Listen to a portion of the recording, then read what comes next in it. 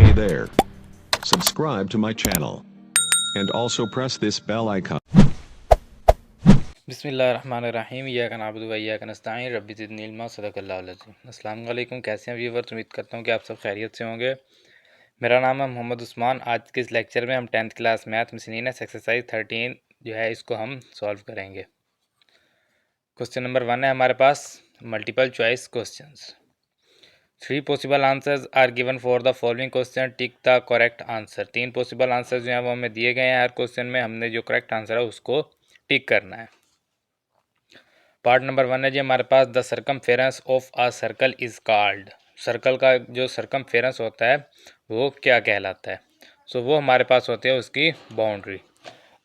उसको जो है वो मैं आपको थोड़ा सा एक्सप्लेन करना चाहूँगा। जैसे फॉर एग्जांपल ये हमारे पास एक सर्कल है। सो इसका जो है वो सर्कमफेरेंस कौन सा होगा? ये जो साइड वाला जो है, आपको पता है कि यह सेंटर पॉइंट को जो है इसको हम कहते हैं कि सेंटर पॉइंट, और जो इसकी बाउंड्री होती है उसको हम कहते हैं सर्कमफेरेंस। सो सर्कमफेरेंस को बाउंड्री कहते हैं, बाउंड्री को सर्कमफेरेंस कहते हैं, एक ही बात है।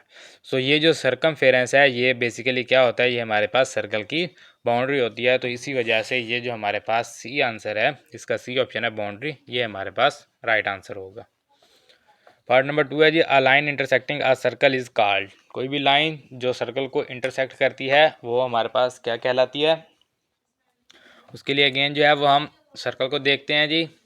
ये हमारे पास सर्कल है, ये हम कहते हैं कि सर्कल है, इसका सेंटर है हमारे पास ओ। एक सर्कल है, उसका सेंटर हमारे पास ओ है। एक लाइन है जो इसको इंटरसेक्ट कर रही है, यानी कि फॉर एग्जांपल ये एक लाइन है, ये सर्कल को इस तरह से इंटरसेक्ट करके जा रही है। सो ये लाइन जो है ये हमारे पास क्या कहलाएगी? हम ये पहले ही पढ़ चुके हैं कि कोई भी ऐसी लाइन जो सर्कल को किसी दो पॉइंट से इंटरसेक्ट करती है, यानी कि डिवाइड करती है, तो वो हमारे पास जो है वो सीकेंट लाइन कहलाती है। कोई भी ऐसी लाइन जो सर्कल को किसी एक पॉइंट पर टच करके जाती है वो टेंजेंट होती है, और जो दो पॉइंट को कट करके जाती है, जो एक पॉइंट को यानी कि ये बाहर से सिर्फ यहाँ से एक पॉइंट को ऐसे टच करके जो गुजरेगी वो टेंजेंट होगी, और जो इसके सर्कल के बीच में से किसी भी दो पॉइंट को कट करके गुजरेगी, यानी एक पॉइंट ये एक ये, इन दोनों कट करके जो लाइन गुजरेगी इसको जो है वो हम सीकेंट कहते हैं। सो बेसिकली हमारे पास क्वेश्चन भी यही था जो पूछा गया है, अ line intersecting a circle is called. कोई भी लाइन जो सर्कल को इंटरसेक्ट कर रही है यानी कि उसको काट रही है, सो वो हमारे पास क्या होगी? वो हमारे पास सीकेंट कहलाएगी। सो बी ऑप्शन जो है ये हमारे पास करेक्ट होगा। देन जो हमारे पास पार्ट नंबर 3 है जी, the portion of a circle between two radii and an arc is called. यानी कि सर्कल का कोई पोर्शन जो है उस क्या हो जी, एक कोई भी ऐसा पोर्शन है सर्कल का जो कि किसके अंदर है जी? दो रेडियाई यानी दो रेडियस के अंदर है, और एक जो है उसके आर्क के अंदर है, तो वो हमारे पास क्या कहलाता है? दोबारा से एक सर्कल को हम देखते हैं जी। फॉर एग्जांपल ये हमारे पास एक सर्कल है जिसका सेंटर हमारे पास ओ है। इसके हम दो रेडियस को ले लेते हैं। एक रेडियस हम कहते हैं कि ये हमारे पास रेडियस है, दूसरा रेडियस हम ये इसको कह देते हैं, और इस पॉइंट को हम पॉइंट ए कह देते हैं, इस पॉइंट को पॉइंट बी कह देते हैं। पॉइंट ओ से ए एक रेडियस, पॉइंट ओ से बी दूसरा रेडियस, एंड पॉइंट ए से बी जो है ये सर्कल की आर्क है। तो बेसिकली यही बात की गई है कि दो रेडियाई एंड वन आर्क। सो ये वाला जो इतना जो पोर्शन है सर्कल का यहाँ से, ये क्या होता है? ये हम 7 चैप्टर में भी जो है ये ऑलरेडी हम कर चुके हैं। इसके अलावा 9-10 चैप्टर में भी हम इसको जो है वो क्लियरली हम इसको जो है वो प्रूव भी कर चुके हैं कि ये हमारे पास, इसकी डेफिनेशन भी हमने की है कि ये हमारे पास जो है वो एक सेक्टर होता है। सेक्टर का एरिया, सेक्टर की length L is equal to R theta वगैरह आपने जो है वो फार्मूले किए हुए हैं 7 चैप्टर में। सो ये वही वाला सेक्टर है जो आप 7 चैप्टर में करके आए हैं, इसको हम सेक्टर कहते हैं। कि कोई भी एक पोर्शन है जो कि दो रेडियस की मदद से हमने सर्कल में से लिया है, और उसका एक जो है वो आर्क है। सो इस तरह के अगर आप कोई भी आप पोर्शन लेंगे, ज़रूरी नहीं है कि यही है। अगर आप इसको जो है यहाँ से मैं आपको एक और बात बताता चलूँ, कि अगर आप यहाँ पर एक पॉइंट ले लें, इसको आप कह दें पॉइंट सी। सो जो है आपके पास arc A C B, radius O A, radius O B, तो ये वाला जो पोर्शन है ये भी आपके पास सर्कल का एक सेक्टर ही होगा। लेकिन ये जो है ये हमारे पास बड़ा सेक्टर है, और दूसरा जो है वो हमारे पास छोटा है सेक्टर। और आपको याद भी होगा कि पिछली एक्सरसाइजेज में हमने इसको जो है वो माइनर सेक्टर और इसको जो है वो मेजर सेक्टर का नाम दिया था। तो एक जो छोटा सेक्टर है वो माइनर सेक्टर होता है, जो बड़ा सेक्टर है उसको हम मेजर सेक्टर कहते हैं। जैसे माइनर आर्क मेजर आर्क होती है, तो उसी तरह से। लेकिन जो चीज़ हमें यहाँ पर पूछी गई है वो सिर्फ यही है कि एक पोर्शन जो है, कोई भी पोर्शन है सर्कल का जो कि दो रेडियाई और एक आर्क की मदद से अलग किया गया है, वो हमारे पास क्या होता है जी? वो हमारे पास सेक्टर होता है। पार्ट नंबर 4 है जी, angle inscribe in a semi circle is. So इसको जो है थोड़ा सा डिस्कस कर लेते हैं जी। जो सेमी सर्कल का जो इंस्क्राइब एंगल होता है वो हमारे पास क्या होता है। सो लेट करें कि ये हमारे पास एक सर्कल है जिसका सेंटर ओ है जी। सो एक जो है वो हमारे पास सेमी सर्कल का है, तो हम इसका सेमी यानी कि इसको हम हाफ कर देते हैं, पॉइंट ए और बी कह देते हैं जी कि ये है हमारे पास हाफ सर्कल। सो ये अब हमारे पास सेमी सर्कल है। इसका जो है वो हमने यहाँ पर आप क्वेश्चन में देख सकते हैं, हमें कहा गया है कि उसका एंगल क्या है, angle inscribe in a semi circle. तो वो हमसे पूछा गया है। सो एंगल इंस्क्राइब क्या होता है जी, कोई भी इसके ऊपर एक पॉइंट लें, यानी कि ये हमारा सेमी सर्कल है ना, इससे जो ऊपर वाला है इसको हम रख लेते हैं, या नीचे वाला कोई भी आप इन दोनों में से रख सकते हैं। सो इस पूरी आर्क में ए टू बी जो आर्क है इसमें से कहीं पर भी आप एक पॉइंट लें, मैं यहाँ पर एक पॉइंट ले लेता हूँ जी, आप कहीं पर भी एक पॉइंट लें, उस पॉइंट को आप पॉइंट सी का नाम दे दें और उसको पॉइंट ए से एंड उसको आप जो है वो पॉइंट बी से मिला दें। सो यहाँ पर जो बनने वाला एंगल होगा वो आपके पास कहलाता है इंस्क्राइब एंगल। तो यही बात हमसे पूछी गई है कि एंगल इंस्क्राइब क्या है। सो वही बात हमने यहाँ पर बतानी है। अब इंस्क्राइब एंगल क्या होता है, बेसिकली ये हम ऑलरेडी पढ़ चुके हैं कि जब भी आपके पास कोई सेमी सर्कल होगा, यानी सर्कल के सेंटर से गुजरने वाली कोई आपके पास लाइन होगी, यानी कोई ऐसी कॉर्ड है जो सर्कल के सेंटर से गुजर रही है, तो वो आपके सर्कल को जो है वो 2 इक्वल पार्ट्स में डिवाइड कर देती है, जिसको हम सेमी सर्कल कहते हैं। सो अगर उस कॉर्ड के दोनों पॉइंट्स को अगर आप किसी भी एक पॉइंट के साथ मिला देते हैं, सो वहाँ पर जो एंगल होगा, जो बनने वाला एंगल होगा, वो मस्ट है कि वो 90 डिग्री का ही एंगल होगा। सो अगर इस डायग्राम को जो है वो मैं थोड़ा सा आपको सीधा करके दिखाऊं, तो ये अब आप देख सकते हैं कि यहाँ से जो है ये हमारे पास 90 डिग्री का एंगल बन रहा है। तो ये मस्ट है कि ये 90 डिग्री ही रहेगा, ये चेंज नहीं होगा। सो 90 डिग्री को जो है वो हम कैसे लिखते हैं जी, 90 डिग्री को अगर हम रेडियन में ले जाएँ, सो यहाँ पर हम लिखते हैं जी 90 डिग्री। आपको पता है कि रेडियन में ले जाने के लिए हम 90 मल्टीप्लाई पाई ओवर 180 करेंगे। सो 90 को 180 पे डिवाइड करेंगे तो ये हमारे पास आ जाएगा पाई/2। अब हमने इसको रेडियन में क्यों किया, क्योंकि हमारे पास जो ऑप्शंस हैं वो रेडियन में है, तो पाई/2 हमारे पास आंसर आया।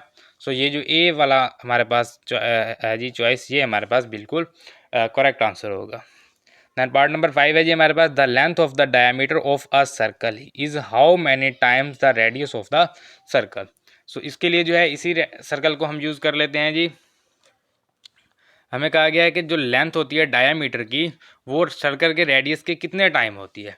सो बेसिकली डायामीटर क्या है जी, कोई भी ऐसी कॉर्ड जो सर्कल के सेंटर से गुजरती है, जो सर्कल को 2 इक्वल पार्ट्स में यानी सेमी सर्कल में जो डिवाइड करती है, वो कॉर्ड जो है वो हमारे पास सर्कल का डायामीटर कहलाती है। तो बेसिकली ये ए से बी तक जो हमारे पास लाइन है, ये हमारे पास सर्कल का, इस सर्कल का डायामीटर है।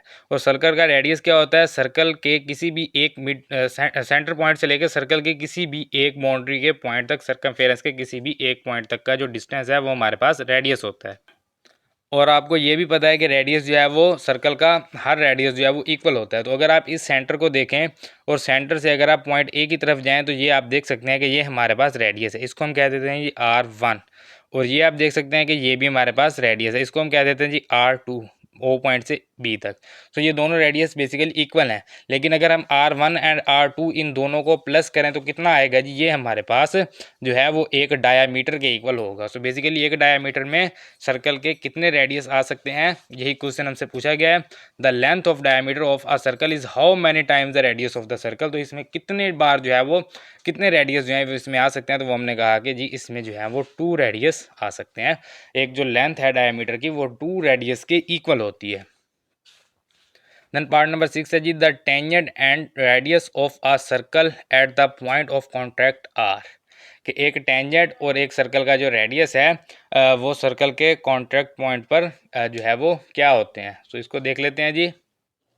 तो इसके लिए जो है वो हम एक और सर्कल जो है वो मैंने बना लिया, इसको हम यूज़ करेंगे। एक सर्कल है जी जिसका सेंटर हम कहते हैं कि ये है जी सेंटर हमारे पास क्या है जी, इसका ओ।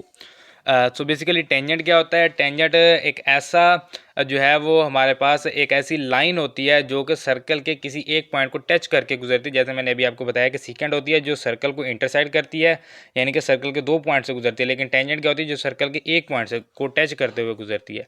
सो यहाँ पर जो है वो हम एक जो है वो टेंजेंट ड्रा कर लेते हैं और इसको कहते हैं कि ये पॉइंट इसको टच कर रहा है, सर्कल का पॉइंट। सो मैंने स्केल के बगैर बनाया तो इसीलिए जो है ये थोड़ी सी बाहर आ गया, अदरवाइज़ अगर आप स्केल से बनाएंगे तो बिल्कुल इसको साथ बिल्कुल रखेंगे। सो ये हमने कह दिया कि ये इस पॉइंट को जो है वो टच कर रही है और इस पॉइंट से जो है वो हम एक रेडियस ड्रा कर लेते हैं। सो ये हमारे पास क्या है जी, ये हमारे पास सेंटर है जी ओ, इस पॉइंट को हम कह देते हैं जी ये है जी हमारे पास सी पॉइंट। सो एक सर्कल है, ये टेंजेंट लाइन है जो इसको टच करके गुजर रही है और ये इसका जो है वो रेडियस है। अब हम देखते हैं कि हमें कहा क्या गया है, हमें कहा गया है कि tangent and radius of the circle at the point of contact. जो पॉइंट पर, जिस पॉइंट पर वो कॉन्टैक्ट हो रही हैं उस लाइन पर वो क्या है, वो पैरेलल है, वो परपेंडिकुलर है, वो क्या है। तो ये आप देख सकते हैं कि ये परपेंडिकुलर है, यानी कि अगर आप इसको जो है वो मैं अगर इस तरह से आपको अगर दिखाऊं तो ये अब आप देख सकते हैं कि ये जो है ये बिल्कुल 90 डिग्री के एंगल पर जो है इसके ऊपर मिल रही है। तो ये आप देख सकते हैं कि ये जो एंगल है ये 90 डिग्री का है। तो इसका मतलब है कि ये दोनों लाइंस जो हैं वो परपेंडिकुलर हैं। सो वही हमसे पूछा गया कि पैरेलल हैं, नोट परपेंडिकुलर हैं, ये परपेंडिकुलर हैं, तो इसका मतलब है कि ये हमारे पास सी ऑप्शन जो है ये बिल्कुल सही होगा कि ये जो दोनों लाइंस हैं, एक रेडियस और एक टेंजेंट जो है, ये दोनों परपेंडिकुलर होती हैं।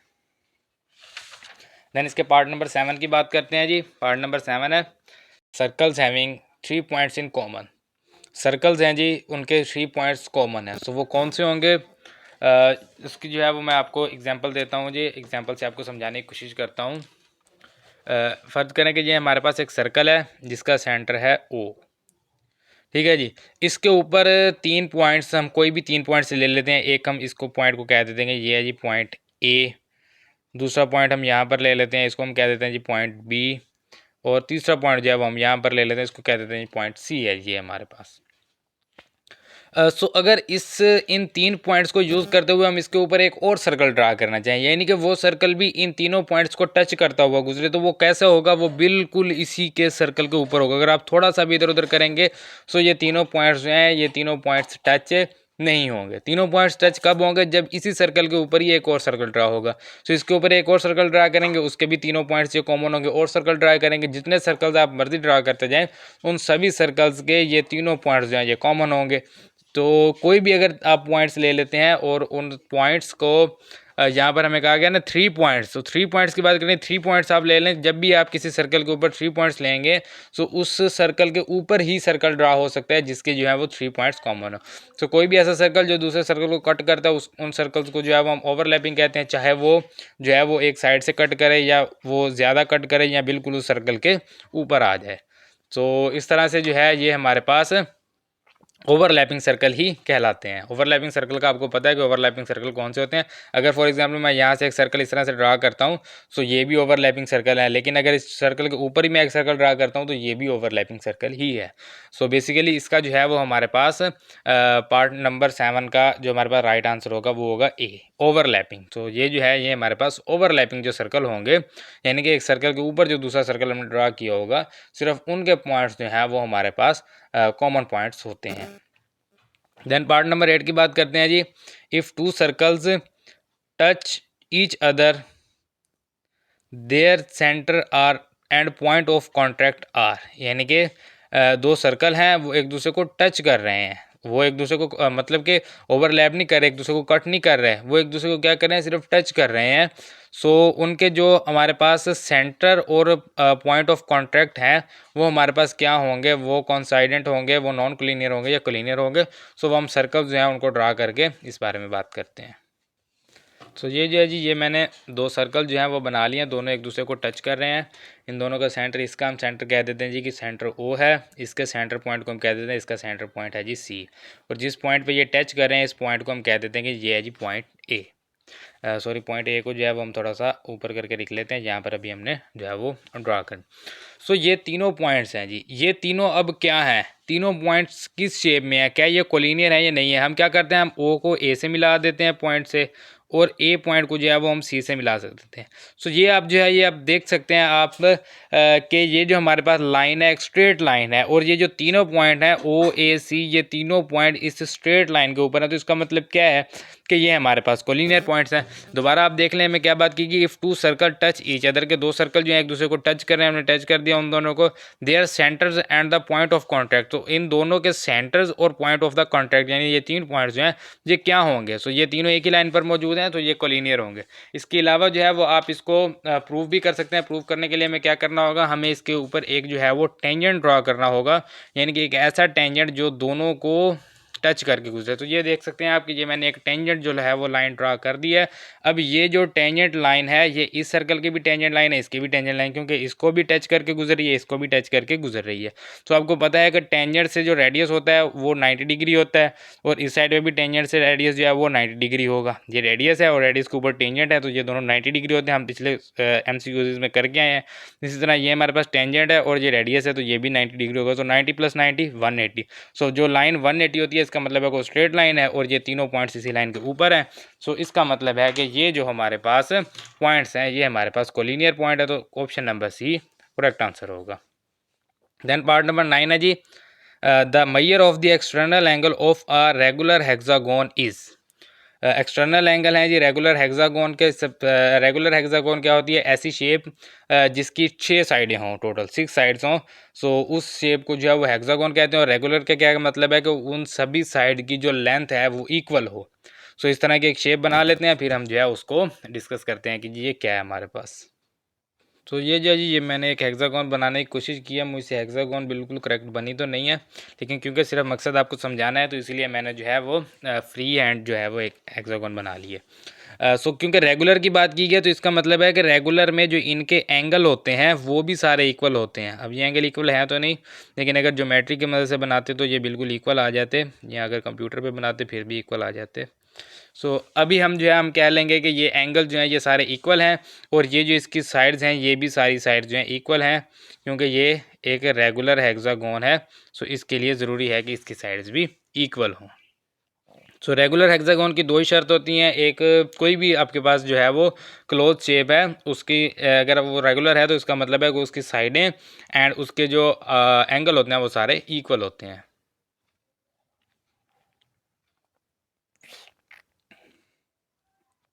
टोटल एंगल आपके पास जो होता है वो 360 होता है, और 360 को आप 4 पे डिवाइड करेंगे तो वो आपके पास 90 आ जाएगा। सो 90 जो है वो आपके पास एक एंगल आ जाएगा। तो आपको पता है कि चारों एंगल 90 डिग्री के होते हैं। इसी तरह यहाँ पे हमारे पास ये 2π/3 जो है ये हमारे पास एक एंगल आ गया, यानी कि ये जितने भी एंगल्स हैं ये सारे एंगल्स जो हैं ये 2π/3 हैं। 2π/3 है, इसको जो है आप पाई की वैल्यू पुट करते हैं 180, या आप इसको कह दीजिए कि equals to 2π/3 multiply 180 degree over pi. So pi से पाई कैंसिल हो जाएगा। सो वही बात आ गई, 2 पाई की जगह 180 आ गया। तो 180 को 3 पे डिवाइड करेंगे, 60 को 2 से मल्टीप्लाई करेंगे तो 120 डिग्री। सो इसका मतलब है कि ये सभी एंगल्स जो हैं ये 120 डिग्री है। लेकिन हमें इंटरनल एंगल नहीं चाहिए, हमें किस एंगल की बात की है, एक्सटर्नल एंगल की। अब एक्सटर्नल एंगल क्योंकि ये अब हमारे पास एक स्ट्रेट लाइन है, सो अगर ये हमारे पास 120 डिग्री है सो ये एंगल कितना होगा, टोटल एक स्ट्रेट लाइन का एंगल कितना होता है 180। सो क्या करेंगे 180 में से माइनस करेंगे 120। सो हमारे पास कितना आ जाएगा जी, ये हमारे पास आ जाएगा 60 डिग्री। सो ये जो एक्सटर्नल एंगल है ये 60 है, यहाँ पर जो एक्सटर्नल बनेगा वो भी 60, यहाँ पर भी 60, यहाँ पर, तो जितने भी एक्सटर्नल एंगल्स होंगे सब के सब जो है वो 60 डिग्री के होंगे, क्योंकि इंटरनल एंगल 120 डिग्री है तो सभी एक्सटर्नल एंगल 60 डिग्री होंगे। तो 60 डिग्री को जो है वो हम दोबारा जो है वो रेडियन में ले जाते हैं, 60 मल्टीप्लाई पाई ओवर 180 करेंगे, 0 से 0 कैंसिल, 6 को 18 पे डिवाइड करेंगे तो 3 आ जाएगा, π/3। सो π/3 जो है ये हमारे पास आंसर आ गया है। चेक कर लेते हैं जी कि π/3 जो है वो कहाँ पर है। सो यहाँ पर जी आप देख सकते हैं कि ए ऑप्शन जो है ये हमारे पास बिल्कुल करेक्ट है। देन पार्ट नंबर 10 है जी, इसकी बात करते हैं। If the in centre and circumcentre of a triangle coincide the triangle is, यानी कि वो कह रहा है कि एक ट्राइंगल है उसका इन सेंटर एंड जो सरकम सेंटर है वो दोनों कंसाइड हैं, तो वो ट्राइंगल क्या होगी। सो इसकी जो है अब हम बात करते हैं। सो ये जो है जी ये मैंने इसके लिए कुछ डायग्राम्स वगैरह बनाई हैं, इनकी मदद से देखते हैं। हमें जो है वो कहा गया है कि इन centre and circumcentre of a triangle coincide. So इसकी जो है वो हमने बात करनी है। सबसे पहले इन सेंटर क्या होता है और सरकम सेंटर क्या होता है, और किन किन ट्राइंगल पर ये इसको कैसे बनाते हैं उसके बारे में बात करते हैं। सबसे पहले इन सेंटर की बात करते हैं। इन सेंटर हमारे पास कोई भी एक ऐसा एंगल होता है जो कि हमारे पास ट्राइंगल के एंगल को हाफ करता है, यानी ये फॉर एग्जांपल ये हमारे पास एंगल है 60 डिग्री का, ये मैंने एक जो है वो ट्राइंगल बनाई है, इक्विलेटरल ट्राइंगल बनाई है जिसके सभी एंगल्स जो हैं वो 60 डिग्री के होते हैं। ये भी एंगल 60 डिग्री होगा, उसी तरह ये एंगल भी 60 डिग्री होगा। सो ये जो हमारे पास इन सेंटर है, आप ट्राई जो आपके पास जो एंगल होते हैं उस एंगल को हाफ करें और दूसरी उसके सामने वाली जो साइड है उसके सेंटर पर जाकर टच हो। तो इसको मैंने यहाँ से मिलाया, इसके सेंटर पर ले जाकर टच किया। इसी तरह इस एंगल को हाफ करें और इसके सेंटर पर ला के टच करें। इसी तरह इस एंगल को हाफ करें और इसके सेंटर पर ले जाकर टच करें। सो यहाँ पर जो आपके पास एक इन तीनों लाइंस जिस पॉइंट पर इकट्ठी होंगी वो आपके पास जो पॉइंट होगा उसको हम उस पॉइंट को हम कहते हैं कि ये हमारे पास इन सेंटर पॉइंट है। ये हमारे पास है जी इन सेंटर पॉइंट। इसी तरह ये मैंने एक ट्राई एंगल बनाई, राइट एंगल ट्राई एंगल है। यहाँ पर एंगल इसका 90 डिग्री है। ये एंगल इसका जो है वो आपको पता है कि यहाँ पर चेंज भी हो सकता है, 60-30 भी हो सकता है। इसके अलावा जो है वो दोनों जो है वो 45-45 भी हो सकते हैं। अगर ये सेम होंगे तो 45-45 होंगे, कुछ भी मतलब टोटल 180 होना चाहिए। सो इन एंगल्स का हमें नहीं पता कि ये कितने हैं, हो सकता है कि ये इक्वल ही हो। सो इस तरह के ट्रायंगल में इसको हमने हाफ़ किया और यहाँ पर इसके सेंटर से ले जाके मिला दिया। इस एंगल को हाफ़ किया, इसके सेंटर से ले जाके मिला दिया, इस एंगल को हाफ़ किया और इसके सेंटर से ले आके मिला दिया। सो ये तीनों लाइनें जो हैं ये इस पॉइंट पर इकट्ठी हो रही हैं। इस पॉइंट को जो है वो हम नाम देंगे कि ये हमारे पास पॉइंट है जी इन सेंटर पॉइंट। इसको भी हमने इन सेंटर पॉइंट का नाम दे दिया। अब सरकम सेंटर की बात करते हैं। तीनों साइडों का जो है वो आपने सेंटर पर परपेंडिकुलर ड्रा करना है। तो इसके सेंटर पॉइंट पर परपेंडिकुलर ड्रा किया, इसके सेंटर पॉइंट पर परपेंडिकुलर ड्रा किया और इसके सेंटर पॉइंट पर परपेंडिकुलर। सो ये जो है ये मैंने इनके ऊपर जो है वो परपेंडिकुलर ड्रा किए हैं जी, और इसके सेंटर पॉइंट पर भी परपेंडिकुलर ड्रा किया।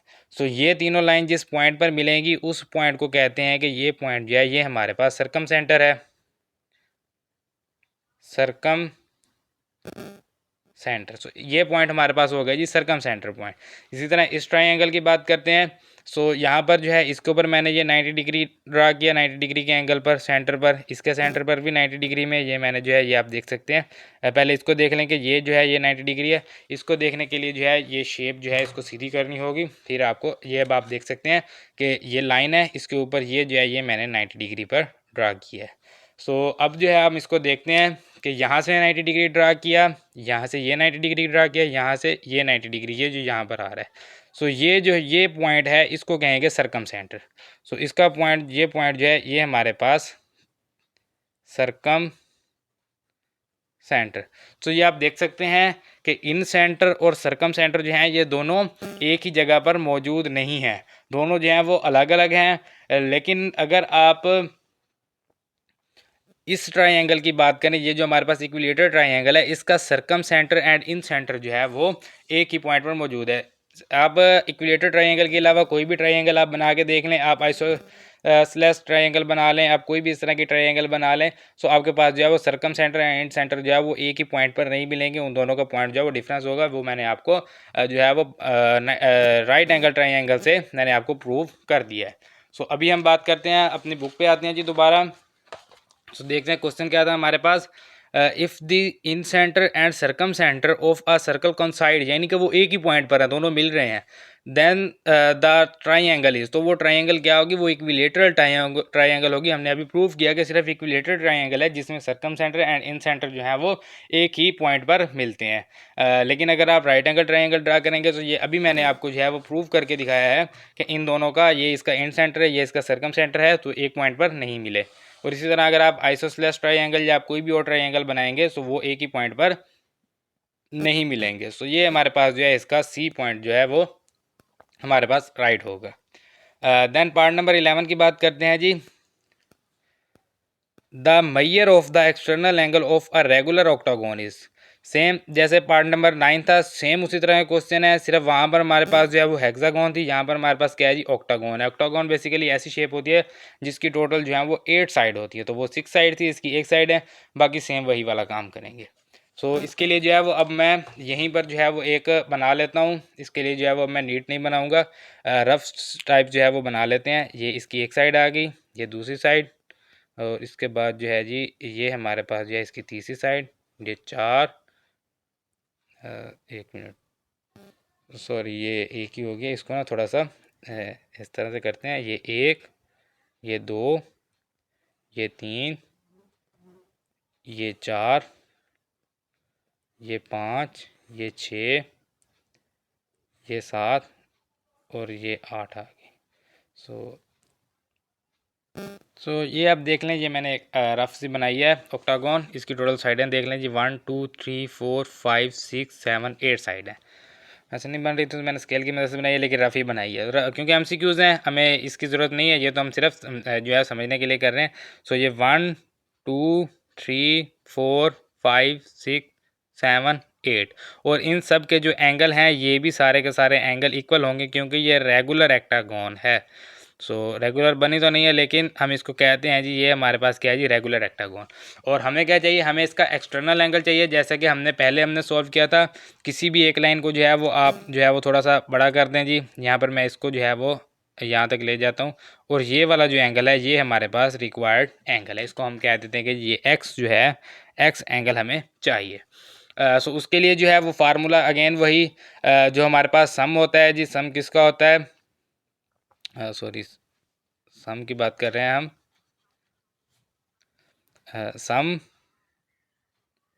सम ऑफ इंटरनल एंगल्स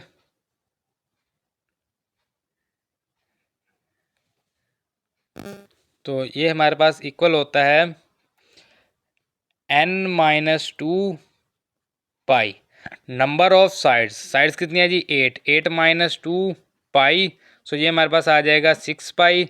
6 पाई को डिवाइड करेंगे किस पे, नंबर ऑफ साइड्स पे, तो ये हमारे पास 8 से डिवाइड करेंगे, ये हमारे पास आ जाएगा 3 पाई बाय 4। सो 3 पाई बाय 4 जो है ये सभी एंगल्स जो हैं इसके 3 पाई बाय 4 हैं, जैसे हमने पिछले क्वेश्चन को सॉल्व किया था। अगर आपने पिछला क्वेश्चन नहीं देखा तो उसको आप देखें पार्ट नंबर 9 को, सेम पार्ट नंबर 9 की तरह।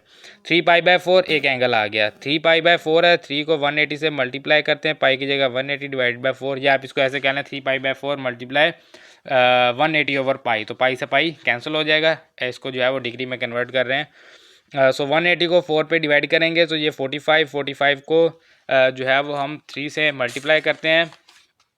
180 डिवाइडेड बाय 4 मल्टीप्लाई 3, सो ये हमारे पास आ जाएगा 135 इज इक्वल टू 135 डिग्री।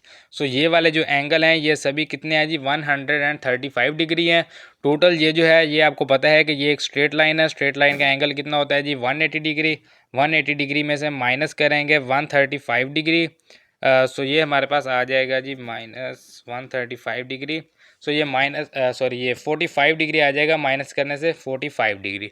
सो ये वाला जो एंगल है ये हमारे पास कितना होगा, 45। ये 45, ये 135 तो 180 हो जाएगा। सो ये वाला एंगल जो है ये हमारे पास 45 डिग्री है। इसको जो है वो दोबारा रेडियन में लिखेंगे, 45 मल्टीप्लाई पाई ओवर 180। सो ये 45 को 180 पे डिवाइड करेंगे तो ये पाई बाय 4 आ जाएगा। सो पाई बाय 4 जो है इसको देखते हैं यहाँ कहाँ पर है हमारे पास पाई बाय 4। सो ये जो ए आंसर है ये इसका बिल्कुल करेक्ट आंसर होगा, pi by 4। Then part number 12 है जी, इसको देखते हैं। Tangent drawn at the end points of the diameter of a circle are.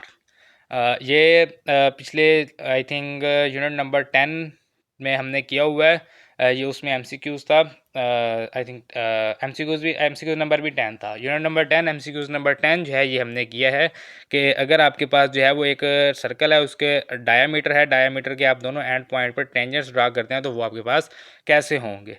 सो इसको जो है वो हम दोबारा से प्रूव कर लेते हैं। सो ये हमारे पास एक सर्कल है, इस सर्कल के सेंटर को हम O कह देते हैं, और इसके जो है वो इसके अंदर एक डायमीटर जो है वो हम इसका ड्रा करते हैं जी, जो ऐसे कोड जो कि सर्कल के सेंटर से गुजरे उसको डायमीटर कहते हैं। सो ये हमारे पास सर्कल का डायमीटर आ गया। इसके एक पॉइंट को जो है वो हम A का नाम दे देते हैं, दूसरे पॉइंट को हम B का नाम दे देते हैं। दोनों पॉइंट्स पे टेंजेंट ड्रा करना है तो इस पॉइंट पे भी टेंजेंट ड्रा करेंगे, ये हमारे पास टेंजेंट आ गया, और इस पॉइंट पर भी टेंजेंट ड्रा करेंगे। सो ये हमारे पास इस पॉइंट पर भी टेंजेंट आ गया। एक टेंजेंट ये है, एक टेंजेंट ये है हमारे पास। ये दोनों क्या हैं, ये दोनों हमारे पास आप देख सकते हैं कि दोनों ये पैरेलल हैं। जो है हमारे पास इसके जो डायग्राम है उससे ही हमें शो हो रहा है। बाकी आप इसको प्रूव भी कर सकते हैं कि ये भी रेडियस के साथ 90 डिग्री है, ये भी रेडियस के साथ 90 डिग्री है, और ये जो रेडियस है ये बिल्कुल एक स्ट्रेट लाइन है, क्योंकि ये सर्कल का डायमीटर है तो डायमीटर जो है वो स्ट्रेट होता है, और ये दोनों रेडियस हैं, और एक ये 90 डिग्री है, ये भी 90 डिग्री है, तो इसका मतलब है कि ये दोनों एक दूसरे के पैरेलल है। अगर आप प्रूव भी करना चाहें तो भी ठीक है, अदरवाइज़ आपको वैसे ही नज़र आ रहा है कि ये जो दोनों लाइन्स हैं, ये दोनों जो टेंजेंट्स हैं ये हमारे पास पैरेलल हैं। सो ये हमारे पास जो है इसका जो है ए पार्ट जो है ये बिल्कुल करेक्ट पार्ट होगा। Tangents drawn at the end points of the diameter, diameter के एंड पॉइंट्स पर हमने टेंजेंट ड्रॉ किया, दो tangents of the circle, circle के, सो वो हमारे पास क्या है, दोनों पैरेलल। पार्ट नंबर 13 है जिसकी बात करते हैं। The length of two transverse tangents to a pair of circle are, यानी कि टू ट्रांसवर्स टेंजेंट हैं पेयर ऑफ सर्कल यानी कि दो सर्कल पर, सो वो क्या होंगे। सो इसको जो है वो हम देख लेते हैं। सो ये मैंने एक डायग्राम बनाई है। हमें कहा गया था the length of two transverse tangent, transverse tangent to a pair of circle, pair of circle कहा गया था। हमने दो सर्कल बनाए। ट्रांसफर टेंजेंट ऐसे टेंजेंट होते हैं, कोई भी ऐसा टेंजेंट जो एक ही टेंजेंट जो है वो दो सर्कल पर टेंजेंट हो। तो ये एक लाइन है, ये इस पर भी टेंजेंट है, इस पर भी टेंजेंट है, ये थोड़ा सा जो है वो बाहर की तरफ आना था। सो इसको जो है वो आप ये समझ लें कि टेंजेंट या इसके ऊपर ही है। ये सर्कल थोड़ा छोटा कर लेते तो भी ठीक था। सो ये जो है ये हमारे पास जो है एक टेंजेंट है, ये इस सर्कल का भी टेंजेंट है, यानी कि इसको जो है वो हम कह देते हैं कि एक सर्कल है जिसका सेंटर हमारे पास O है, और दूसरा ये सेंटर है जिसका सर्कल है जिसका सेंटर हमारे पास C पॉइंट है। और ये जो दोनों टेंजेंट जिस पॉइंट पर मिल रहे हैं, इस पॉइंट को हम कह देते हैं कि जी ये है हमारे पास पॉइंट A, इस पॉइंट को हम कह देते हैं जी पॉइंट B है, इस पॉइंट को हम कह देते हैं ये पॉइंट इस पॉइंट को, ये जिस पॉइंट पर मिल रहे हैं इसको कहते हैं पॉइंट C, C तो ये है, इसको D कह देते हैं, D, इस पॉइंट को कह देते हैं E, और इस पॉइंट को हम नाम दे देते हैं जी F। सो ये अब अगर हम दोबारा से एक नज़र इस क्वेश्चन पर देखें, हमें कहा गया कि length of two transfer tangents, दो ट्रांसफर टेंजेंट्स हमने बना लिए हैं to a pair of circles, pair of circle यानी कि दो सर्कल पर, तो दो सर्कल हमने बना लिए हैं। सो हमें कहा गया है कि उनकी जो लेंथ है वो आप बताएं, यानी कि ये जो इसका सेंटर पॉइंट है यहाँ से लेकर F तक और यहाँ से लेकर E तक जो है ये लेंथ जो है ये इक्वल है, और यहाँ से A से लेके O तक और ये A से लेके B तक जो लेंथ है ये इक्वल है। तो ये आपको नज़र आ रही है कि ये तकरीबन जो है वो इक्वल ही है, क्योंकि ये एक ही टेंजेंट है, और जो है वो दोनों पर दो टेंजेंट है और सर्कल भी तकरीबन बराबर ही है। बाकी इसको आप जो है वो एंगल निकाल के इसको आप प्रूव भी कर सकते हैं अगर आप करना चाहें कि यहाँ पर एंगल क्या होगा, यहाँ पर एंगल, जैसे वो हम थ्योरम करते थे, क्योंकि ये इतना बड़ा मसला है नहीं, सिर्फ MCQs है, तो डायग्राम की मदद से हमें जो है वो तकरीबन हमें प्रूव हो गया है कि इसकी जो लेंथ है यानी A से B एंड A से O ये भी इक्वल है, एंड A से E और A से F जो है ये भी इक्वल है। सो ये दोनों लेंथ जो है ये इक्वल हैं। सो ये हमारे पास जो क्वेश्चन है, the length of two transfer tangents to a pair of circle are, so ये क्या होगी, ये हमारे पास इक्वल होगी। देन पार्ट नंबर 14 है जी, how many tangents can be drawn from a point outside the circle. So एक जो है वो पॉइंट है सर्कल के थोड़े से, यानी कि आउटसाइड है, सर्कल से दूर है, सो उससे सर्कल की तरफ कितने पॉइंट्स ड्रा हो सकते हैं। सो ये आप पहले भी इसको कर चुके हैं, बाकी हम एक बार इसको जो है वो थोड़ा सा मज़ीद इसको एक्सप्लेन कर लेते हैं। तो इसके लिए ये मैंने एक डायग्राम बनाई है कि ये एक हमारे पास सर्कल है जिसका सेंटर पॉइंट O है, इससे हमने थोड़ा सा दूर एक पॉइंट लिया A, उस A से जो है वो हमने दो टेंजेंट जो है इस सर्कल पर ड्रा कर दिए हैं। एक टेंजेंट जो है वो B पॉइंट पर मिल रहा है और दूसरा टेंजेंट जो है वो C पॉइंट पर मिल रहा है। सो इसके अलावा जो है इस सर्कल पर इस पॉइंट से कोई भी टेंजेंट ड्रा नहीं हो सकता। तो अगर आप सर्कल से थोड़ा सा दूर कोई भी एक पॉइंट लेंगे, अगर आप यहाँ पर लेंगे फिर भी दो टेंजेंट ड्रा हो सकते हैं। अगर आप सर्कल से थोड़ा सा दूर कहीं पर भी कोई पॉइंट अगर आप लें, सो आप देख सकते हैं कि आप उस पॉइंट से जो है वो दो टेंजेंट्स आप इजीली ड्रा कर सकते हैं। दो से ज़्यादा टेंजेंट ड्रा नहीं हो सकते, क्योंकि अगर आप सेंटर से गुजारेंगे तो वो टेंजेंट नहीं, वो सीकेंट होता है। सो वही बात हमें यहाँ पर पूछी गई है कि how many tangents can be drawn from a point outside the circle, यानी कि एक पॉइंट है सर्कल के आउटसाइड, यानी सर्कल से थोड़ा दूर है, बाहर है, तो उससे कितने टेंजेंट ड्रा हो सकते हैं। तो उससे हमने कहा कि जी ये दो टेंजेंट उससे ड्रा हो सकते हैं। पार्ट नंबर 15 है जी, if the distance between the centres of two circle is equal to the sum of their radii then the circle will, यानी कि डिस्टेंस है किसका जी, between two circle of the two centres of the circle is equal to the sum of their radii then the circle will. So इसकी अब हम बात करते हैं जी। तो इसके लिए जो है वो मैंने दो सर्कल जो हैं वो बना लिए हैं। हमें कहा गया है कि distance between the centres of two circle is equal to the sum of their radii. तो इसकी बात करते हैं जी कि जो हमारे पास इसका मिड पॉइंट है, इसको हम कह देते हैं ये सर्कल है, इसका सेंटर पॉइंट O है, एक ये सर्कल है, इसका सेंटर पॉइंट C है, एक पॉइंट पर ये दोनों टच हो रहे हैं जिसको हम कह देते हैं कि ये पॉइंट है जी हमारे पास ए डिस्टेंस बिटवीन सेंटर्स, यानी कि इनके सेंटर्स का ये जो डिस्टेंस है, ये डिस्टेंस इन दोनों के सेंटर्स का डिस्टेंस है वो कितना है जी, वो इक्वल है किसके, इन दोनों के रेडियस के सम के। यानी कि इसका रेडियस यहाँ से लेकर यहाँ तक इसको हम कह देते हैं जी R1, इसका रेडियस O से A तक इसको हम कह देते हैं जी ये जी R2। R1 एंड R2 करेंगे तो ये आप देख सकते हैं कि ये इन दोनों के डिस्टेंस के इक्वल हैं। सो अगर आप इस तरह से सर्कल बनाएंगे तब तो ये इक्वल हैं, लेकिन अगर जो है वो आप सर्कल थोड़े से डिसजॉइंट बना, आप थोड़ा सा जो है वो अलग अलग दूर दूर अगर आप सर्कल बना लेते हैं, जैसे मैं यहाँ पर 2 सर्कल बना लेता हूँ, तो ये आप देख सकते हैं ये मैंने 2 सर्कल बनाए हैं, इसका ये सेंटर पॉइंट है, इसका ये सेंटर पॉइंट है। अगर हम इन दोनों को मिला दें सो इसका जो डिस्टेंस है, क्या ये डिस्टेंस इन दोनों के रेडियस के सम के इक्वल है, यानी यहाँ से लेकर यहाँ तक जो है ये रेडियस 1 हो गया, यहाँ से लेकर यहाँ तक अगर लें तो ये रेडियस 2 हो गया, लेकिन ये वाली लाइन कहाँ गई। सो ये इन दोनों के रेडियस के इक्वल इसका डिस्टेंस नहीं है। लेकिन अगर दोनों सर्कल इस तरह से साथ साथ मिल रहे होंगे सो उन दोनों का अगर आप रेडियस का सम लें तो वो उसके डिस्टेंस के इक्वल आता है। सो अगर हम क्वेश्चन की तरफ देखें, जो क्वेश्चन हमें कहा गया है, अगर उसकी तरफ हम थोड़ी सी तवज्जो दें, दोबारा इसकी तरफ अगर देखें तो हमें कहा गया था कि if the distance between the centres of circle, यानी कि जो हमारे पास 2 सर्कल हैं उनके सेंटर्स के दरमियान जो डिस्टेंस है वो इक्वल है उन दोनों के रेडियस के सम ऑफ देयर रेडियस, उन दोनों के रेडियस के सम के इक्वल है। तो सर्कल क्या होंगे, circle touch each other externally, यानी कि दोनों जो है वो एक दूसरे को एक्सटर्नली यानी बाहर से टच करेंगे। अगर वो टच नहीं करेंगे तो भी नहीं होगा। अगर आप उनको जो है वो ओवरलैपिंग यानी ज्वाइंट सर्कल अगर आप बना देते हैं फिर भी जो है वो इक्वल नहीं आएगा, फिर उनका डिस्टेंस थोड़ा होगा पॉइंट्स का, लेकिन उनके रेडियस का सम जो है वो ज़्यादा हो जाएगा, सो वो भी इक्वल नहीं आएगा। सो इसका जो हमारे पास राइट आंसर होगा वो सी होगा।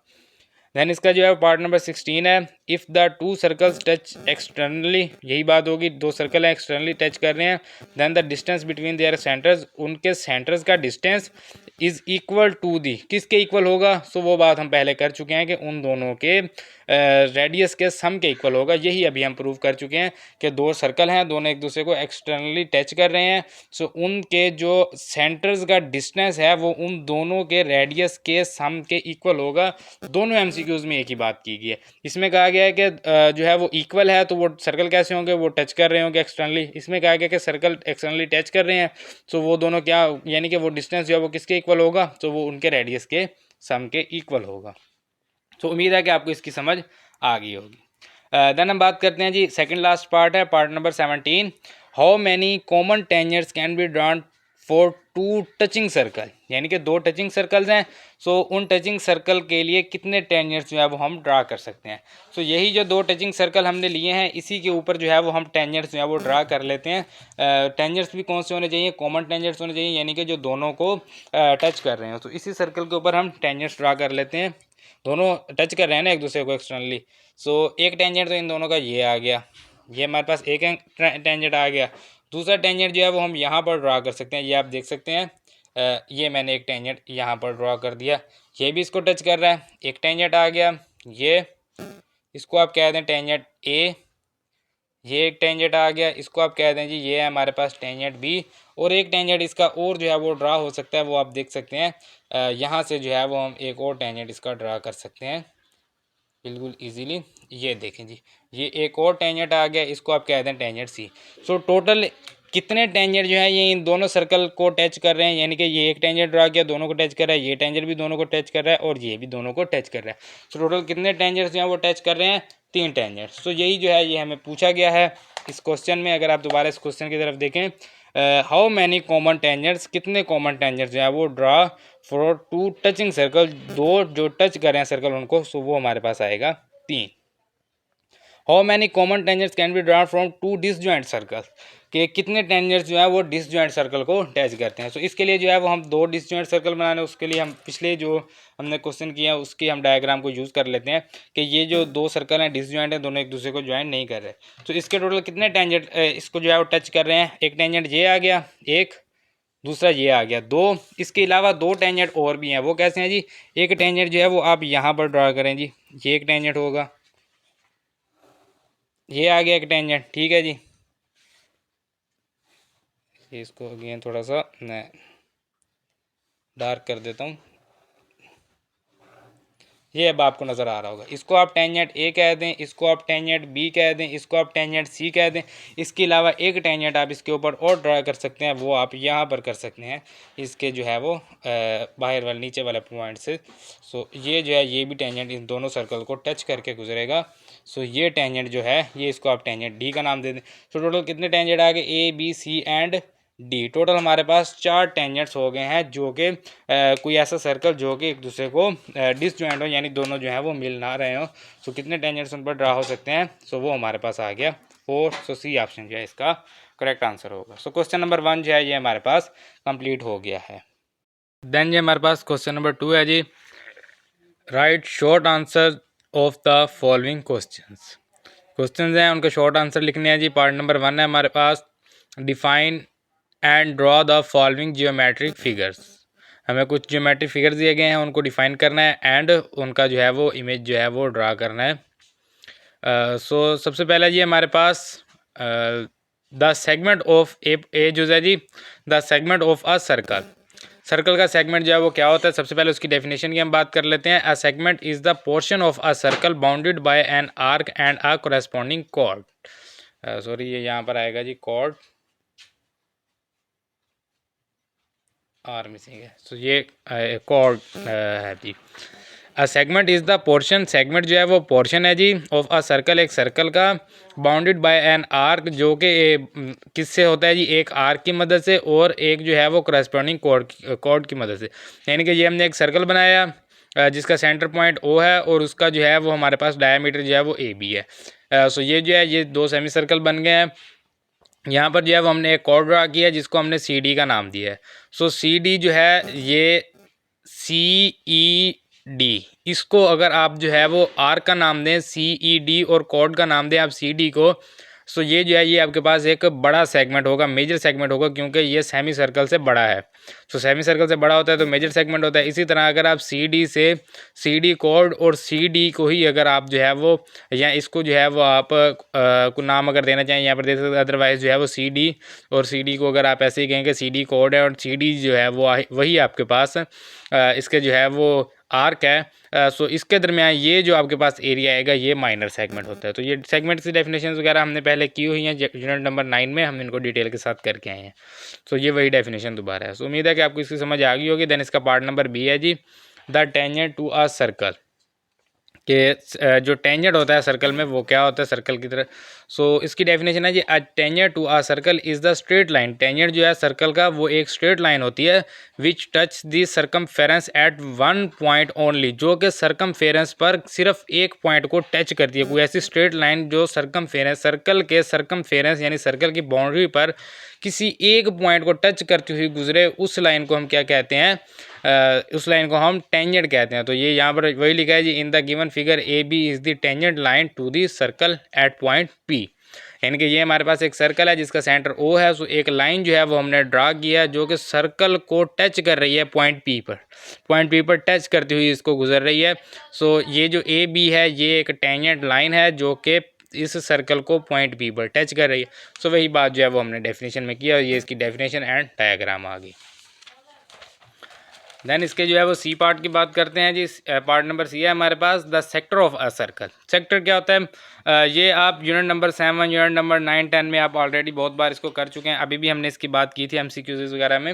अ sector of a circle is a plane figure. Sector जो है वो एक प्लेन फिगर है बाउंडेड बाय 2 रेडियाई, जो कि किससे बनता है, 2 रेडियस से, and the arc intercepted between them, और उन दोनों को मिलाने वाली आर्क से। यानी कि ये हमने एक रेडियस बनाया ओ से ए, दूसरा रेडियस लिया ओ से बी।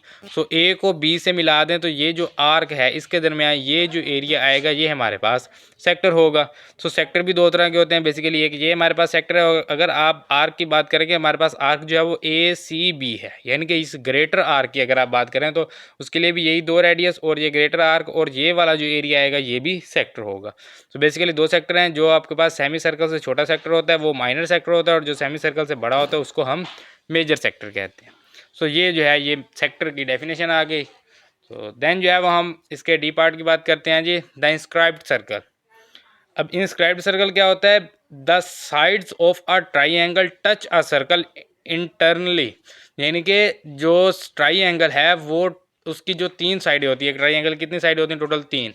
सो वो तीनों साइडें जो है वो अंदर से सर्कल को टच करें, यानी कि ट्राइंगल के अंदर की साइड, कोई भी ट्राइंगल है उसकी 3 साइडें होती हैं और वो तीनों साइड जो हैं वो एक सर्कल को अंदर से टच करें। Such a circle is called inscribed circle of the triangle. तो वो सर्कल जो है वो उस ट्राइंगल का इंस्क्राइब्ड सर्कल होगा। ट्राइंगल जरूरी नहीं है, आप किसी भी तरह का बना सकते हैं। आप आइसोसेलेस ट्राइंगल बनाए, आप जो है वो इक्विलेटरल ट्राइंगल बनाए, आप राइट एंगल ट्राइंगल बनाए, आप कोई भी ट्राइंगल बना सकते हैं। तो उसका जो अंदर जब आप सर्कल इस तरह से ड्रा करेंगे तो वो आपके पास जो है वो इंस्क्राइब्ड सर्कल होगा। इस डायग्राम को बनाने का तरीका ये है कि आप पहले जो है वो एक सर्कल ड्रा कर लें, फिर आप जो है उनकी साइड पर आप 3 जो है वो लाइनें ड्रा करते हैं, तो इससे ईजी बन जाएगा। अदरवाइज़ अगर आप पहले ट्राइंगल बनाएंगे तो उसके बाद सर्कल जो है उन तीनों को टच करना थोड़ा सा मुश्किल लगेगा। सो बस ये है कि पहले सर्कल बना लें, उसके बाद जो है इनको साइडों को इसके साथ इस तरह से मिला दें, सो ये ईजिली इसकी डायग्राम बन जाएगी। सो इंस्क्राइब्ड सर्कल ऐसा सर्कल है जिसमें ट्राइंगल जो है, ट्राइंगल की साइड जो है वो उसको अंदर से टच करती हैं, वो हमारे पास इंस्क्राइब्ड सर्कल होता है। तो ये इसकी डेफिनेशन एंड ये इसकी डायग्राम आ गई है। देन इसके ई पार्ट की बात करते हैं जी, द सर्कमस्क्राइब्ड सर्कल। अब सर्कमस्क्राइब्ड सर्कल कौन सा होता है जी? A circle that passes through the vertices of a triangle in is called circumscribed circle of the triangle. यानी कि अब जो है सर्कल इसको जो है वो सॉरी सी के नाम, सो अब जो है वो सर्कल वो वर्टिसेस यानी कि इसके जो पॉइंट हैं, एंड पॉइंट जो कॉर्नर पॉइंट होते हैं ट्राइंगल के, अब जो सर्कल है उन पॉइंट से पास हो रहा है। पहले क्या था, उसके जो है वो हमारे पास साइड से पास हो रहा था, अब किससे पास हो रहा है, अब पॉइंट से पास हो रहा है। और जो ट्राइंगल है वो सर्कल के अंदर है, पहले जो है वो सर्कल ट्राइंगल के अंदर था। सो इस तरह का जो सर्कल होता है उसको हम कहते हैं circumscribed circle. A circle that passes through the vertices of a triangle is called circumscribed circle of the triangle. यानी कि ऐसा सर्कल जो कि वर्टिसेस से पास होता हो, यानी कि ट्राइंगल के कॉर्नर पॉइंट से पास होता हो, उसको जो है वो सर्कमस्क्राइब्ड सर्कल कहा जाता है। एंड इसका लास्ट पार्ट है जी F, the escribed circle. Escribed circle और पिछला जो है वो इंस्क्राइब्ड सर्कल, ये इन दोनों को आपने मिक्सअप नहीं करना। इन दोनों का जो है वो मैं डिफरेंस आपको अभी जो है वो कोशिश करूंगा कि क्लियर कर दूं। एस्क्राइब्ड और इंस्क्राइब्ड में सिर्फ आई एन और ई एस का फ़र्क है, बाकी सेम है, वही बात है। The a circle that touch two produced sides of a triangle internally and one side externally is called an escribed circle. यानी कि हमारे पास एक ट्राइंगल होती है, लेट करें कि ये हमारे पास एक ट्राइंगल है ए बी सी, इसका नाम है जी। और ये ट्राइंगल जो है क्या डेफिनेशन में कहा गया कि produced side to produced side. तो इसकी क्या करना है जी, इसकी 2 साइड जो है उनको प्रोड्यूस कर देना है, यानी उनको बड़ा कर देना है। यहाँ पर ट्राइंगल तो बी तक है, लेकिन उसको हमने क्या किया कि हम उसको आगे तक ले गए हैं। इसी तरह जो है ये दूसरी साइड जो है ए सी, इसको भी जो है यहाँ तक स्टॉप नहीं किया, इसको भी आगे तक ले गए हैं। सो इन दोनों साइड को ये सर्कल जो है ये अंदर से टच कर रहा है। ये आप देख सकते हैं, इसको भी अंदर से टच कर रहा है, इसको भी अंदर से टच कर रहा है। तो वही बात ये कि circle that touch two produced side, यानी कि जो बढ़ाई हुई साइड है, ज़्यादा की हुई साइड है ऑफ द ट्राइंगल इंटरनली, सो उनको टच कर रहा है, ट्राइंगल की उन साइड्स को टच कर रहा है इंटरनली यानी अंदर से, एंड वन साइड एक्सटर्नली, और एक जो साइड है ट्राइंगल की उसको एक्सटर्नली यानी उसको बाहर से टच कर रहा है, is called an escribed circle. तो वो जो है वो हमारे पास एस्क्राइब्ड सर्कल होता है। अब इसके लिए इसमें फ़र्क क्या है, एस्क्राइब्ड और इंस्क्राइब्ड। जो पिछला हमने इंस्क्राइब्ड पढ़ा था उसके जो आपके पास तीसरी जो साइड आएगी वो आपके पास यहाँ पर आएगी। सो वो तीनों साइड्स को अंदर से टच करता है। लेकिन इससे क्या है कि एस्क्राइब्ड में क्या है कि वो 2 साइड जो हैं इसकी प्रोड्यूस हैं और एक साइड जो है वो वैसे ही और उसको एक्सटर्नली टच करेगा। सो ये जो है ये हमारे पास एस्क्राइब्ड सर्कल की डेफिनेशन और उसकी डायग्राम आ गई। सो पार्ट नंबर 1 कंप्लीट हो गया। देन इसके पार्ट नंबर 2 की बात करते हैं जी, the length of each side of a regular octagon. The length of each side of a regular octagon, यानी कि वो कह रहा है कि रेगुलर ऑक्टागोन है उसके हर साइड की लेंथ जो है वो कितनी है जी, 3 सेंटीमीटर। मैयर इट्स पेरीमीटर, तो उसका पेरीमीटर जो है वो हमने फाइंड करना। तो इसके लिए सिर्फ क्या लिखेंगे, the length of each side of regular octagon is 3 centimetre, कि जितनी साइड्स हैं उन सब की जो हमारे पास लेंथ है वो हमारे पास 3 सेंटीमीटर है। और हमें पता है कि regular octagon have 8 side. Octagon की टोटल कितनी साइड होती हैं, 8 साइड। सो इसका जो है वो आपको पता होना चाहिए। हेक्सागोन जो है वो 6 साइड होती हैं, ऑक्टागोन की 8 साइड होती हैं, ये इनका आपको पता होना चाहिए। सो पेरीमीटर ऑफ ऑक्टागोन, सो जितना एक साइड की जितनी लेंथ होती है उसको क्या करते हैं, उसको नंबर ऑफ साइड से मल्टीप्लाई करते हैं, या आप ऐसे कह लें कि जितनी साइड हैं उन सब के जो है वो लेंथ को हम प्लस करते हैं तो वो पेरीमीटर होता है। आपको पता है कि जो बाउंड्री होती है टोटल किसी भी शेप की, किसी भी क्लोज फिगर की, उसकी बाउंड्री को टोटल बाउंड्री को पेरीमीटर कहा जाता है। तो हर साइड कितनी साइड है, टोटल 8 साइड है, तो हर साइड की 3-3 सेंटीमीटर जो है वो बाउंड्री है यानी लेंथ है। सो 3 को 8 बार प्लस करें या 3 मल्टीप्लाई 8 कर दें, सो वो हमारे पास आ जाएगा 24। सो एक साइड की अगर हमारे पास लेंथ सेंटीमीटर है तो टोटल पेरीमीटर भी हमारे पास सेंटीमीटर में ही होगा।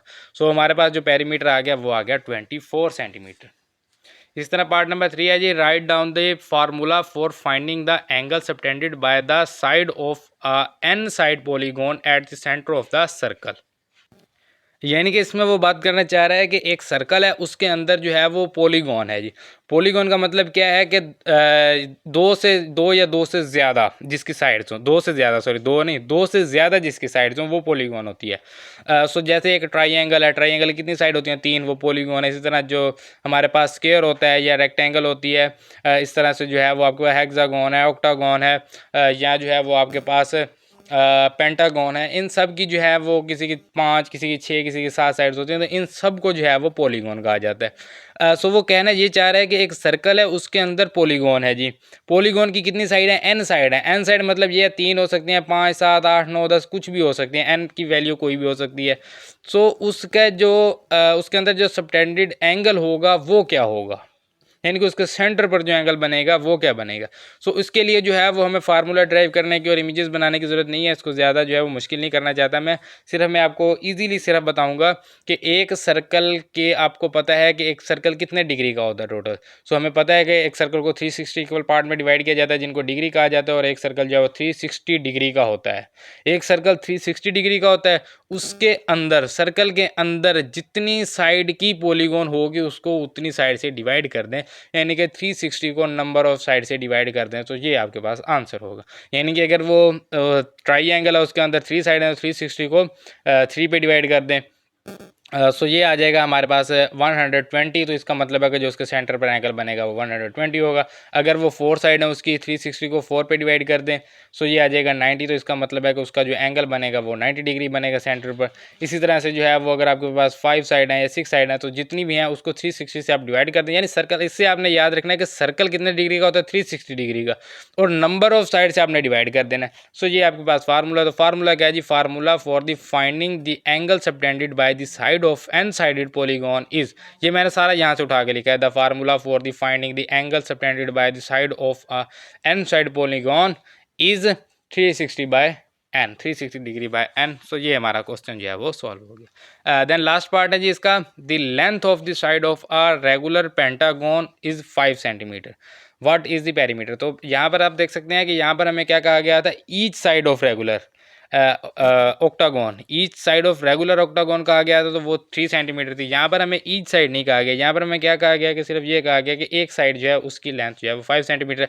लेकिन ये कह दिया कि रेगुलर है, रेगुलर है तो इसका मतलब है कि उन सब का जो हमारे पास एंगल है वो भी सेम है और उन सब की साइड जो है वो भी इक्वल है। So length of each side of regular pentagon कितनी होगी जी, 5 सेंटीमीटर।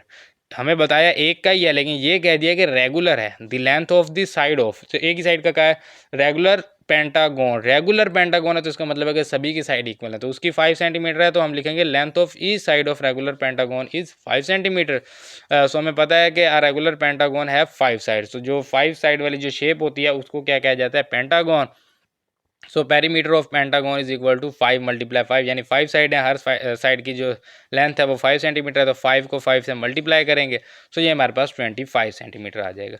सो ये जो है ये हमारे पास इसका आंसर है, और क्वेश्चन नंबर 2 जो है ये हमारे पास कंप्लीट हो गया। देन ये हमारे पास है जी question number 3, fill in the blanks. तो फिल इन द ब्लैंक्स है जी, इसको हम सॉल्व करते हैं। The boundary of a circle is called, circle की बाउंड्री क्या होती है हमारे पास, सर्कमफेरेंस होती है। हम काफ़ी दफ़ा बात कर चुके हैं, तो यहाँ पर हम लिखेंगे सर्कमफेरेंस।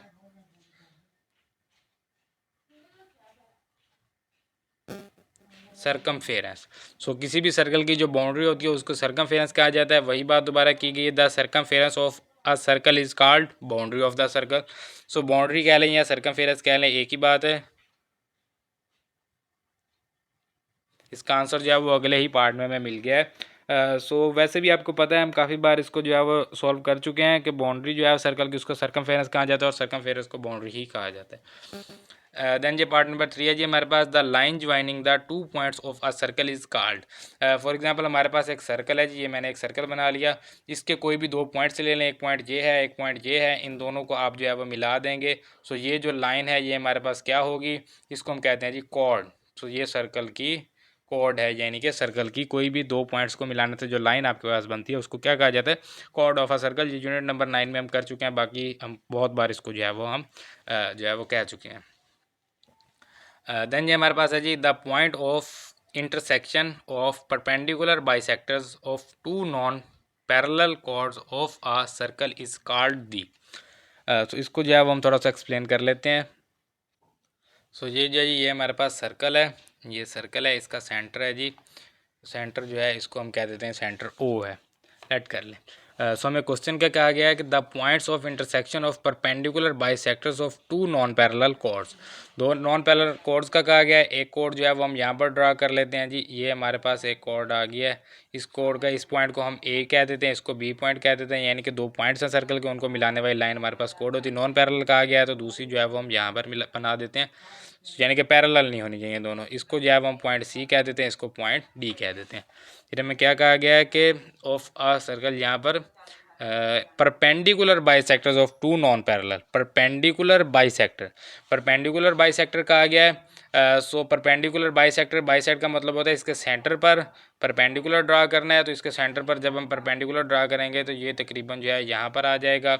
इसी तरह से इसके भी सेंटर पर परपेंडिकुलर ड्रा करेंगे यहाँ पर, सो ये जो है ये तकरीबन जो है वो यहाँ पर आ जाएगा। सो ये जो पॉइंट है, ये जिस पॉइंट पर ये जो मिल रहे हैं, इस पॉइंट को क्या कहा जाता है। सो ये जो पॉइंट है ये हमारे पास सेंटर होता है सर्कल का। सो अगर आप कहीं पर भी कोई भी अगर आप जो है वो एक और अगर हम मैं फ़र्ज़ करें यहाँ से एक और मैं ड्रा कर लेता हूँ कॉर्ड, इसका सेंटर पॉइंट लें और इसके ऊपर परपेंडिकुलर ड्रा करें, यानी परपेंडिकुलर बाइसेक्ट करें, यानी इसको सेंटर से परपेंडिकुलर इस पर ड्रा करेंगे तो ये भी इसी पॉइंट से गुजरेगा। सो आप पूरे सर्कल पर कहीं पर भी कोई भी कॉर्ड लेंगे वो क्या होगी, वो आपके पास जो है वो मस्ट है कि वो आपके पास सेंटर से ही गुजरेगी। अब ये क्यों गुजरेगी, जितने भी पॉइंट्स हैं इन सब को जो है वो हम सेंटर पॉइंट से मिला देते हैं। इसको प्रूव करने के लिए वैसे ज़रूरत नहीं है, लेकिन मैं चाहता हूँ कि इसको मैं प्रूव कर दूँ। सो सी डी इसको कह देते हैं, ये हमारे पास ई है, ये हमारे पास है जी एफ। सो ए पॉइंट को सेंटर से मिला दें, बी पॉइंट को सेंटर से मिला दें, सी पॉइंट को सेंटर से मिला दें, डी पॉइंट को सेंटर से, ई पॉइंट को सेंटर से मिला दें एंड एफ पॉइंट को भी सेंटर से मिला दें। सो ये जितने भी पॉइंट्स हैं, यानी A to centre, B to centre, C to centre, D to centre, E to centre, F to centre, सभी के सभी जो है वो सर्कल के रेडियस हैं और सभी के सभी इक्वल हैं। इन सब को जो है मैं थोड़ा सा बाहर तक ले जाता हूँ ताकि क्लियर रहे कि कौन सी जो है वो हमने परपेंडिकुलर ड्रा किया है और कौन सा जो है वो हम सेंटर तक लेके जा रहे हैं। सो अब जो है, अब आई थिंक आपको जो है वो क्लियर हो गया होगा कि ये जो शेप है इसमें अगर आप कहीं पर भी, अगर आप यहाँ पर भी एक कोड ड्रा करते हैं और इसके सेंटर से अगर आप परपेंडिकुलर ड्रा करेंगे सेंटर में आएगा, यहाँ पर एक कोड ड्रा करें सेंटर से परपेंडिकुलर ड्रा करें। सो ये मस्ट है कि किसी भी कोड के सेंटर से अगर आप बाइसेक्ट परपेंडिकुलर ड्रा करेंगे तो वो सेंटर से गुजरेगा, और अगर आप 2-3 कोड से ड्रा करेंगे, यानी 2 कोड से ड्रा करेंगे, तो वो दोनों जब सेंटर से गुजरेंगे तो वो दोनों एक पॉइंट पर एक दूसरे को टच करेंगे, वो हमारे पास जो है वो सर्कल का सेंटर होता है।